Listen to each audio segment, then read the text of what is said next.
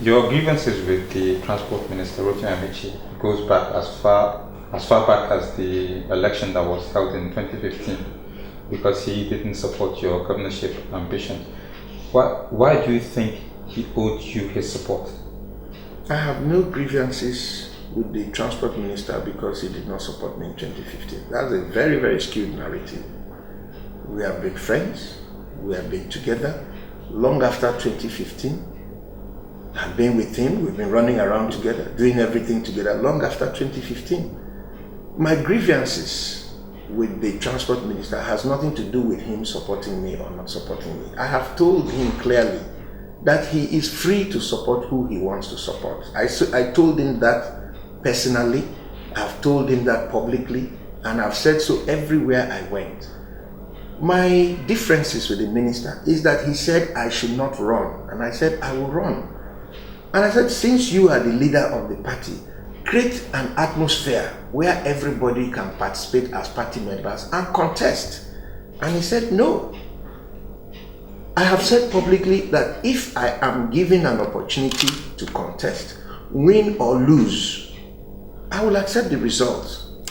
If Rivers people are given an opportunity to freely decide who they want, and they say they don't want Senator Abe, even if we're holding A4, let the minister stand behind who he wants to support, but allow people who want to stand behind me to also stand behind me and count the two. Anyone that is longer, take, I will be with you. That's what I said.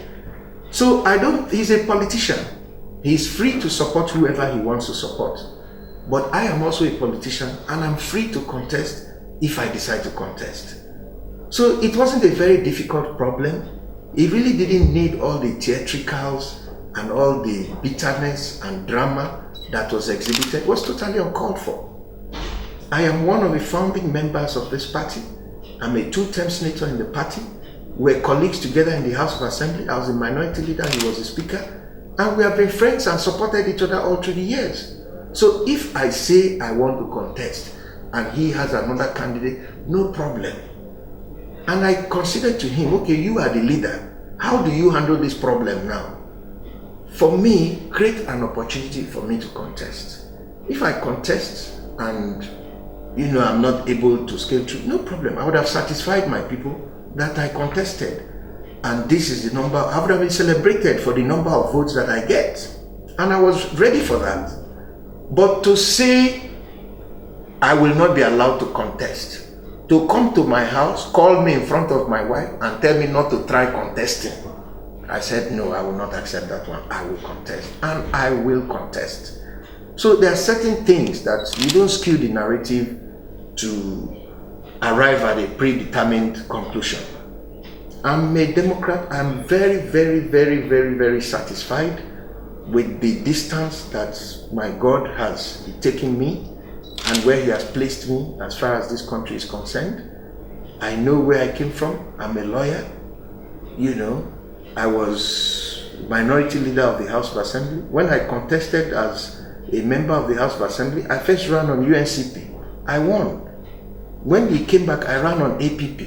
It became an issue in Rivers State. It got to a point where the military administrator, the whole elections in Rivers State boiled down to my constituency. And the military administrator came to my constituency, Gokana, to stop me from winning. I still won. When I went to the Senate, it was the same thing.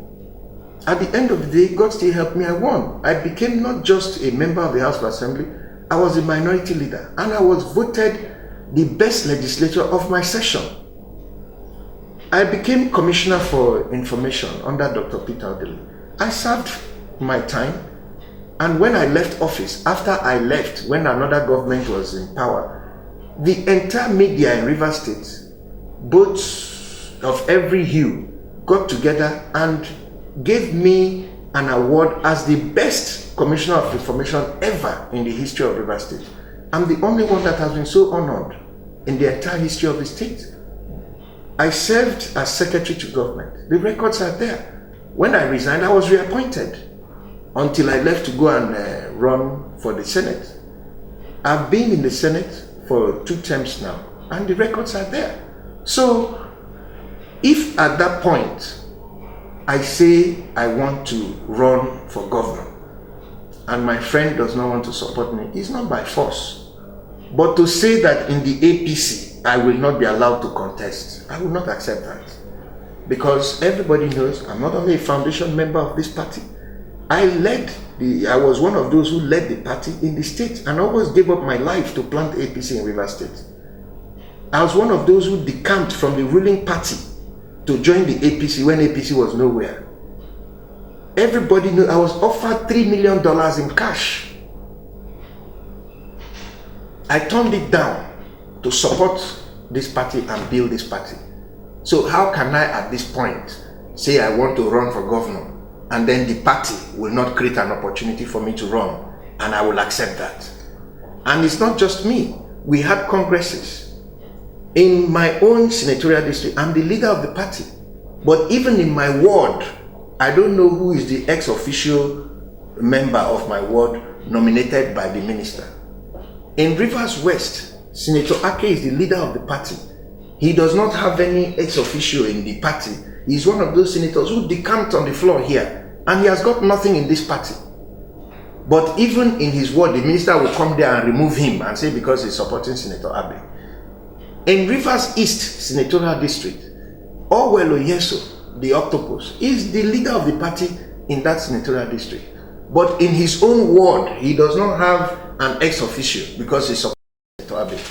And this goes right down to leaders of the party in different local governments. How do you do that to all of us? And then you say it is because Senator Abe says you must support him. Support me for what? If you want to support me, you give me money. Do you understand? You can even support somebody from your house. Nobody will know who you're supporting. So how is that an issue? You can support who you like, but the party must create a process that must be inclusive of all members. Before the minister came, we had held a meeting, all of us that were supposed to be quarreling, and agreed on how we were going to manage the congresses without rancor. And we had set up a committee to go and put that together and pass it.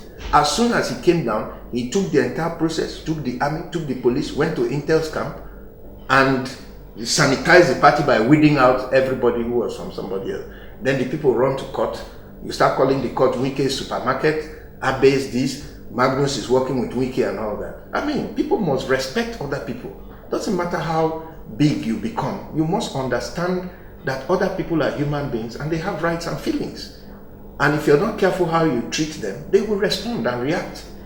So I don't think that kind of talk has any place in the party.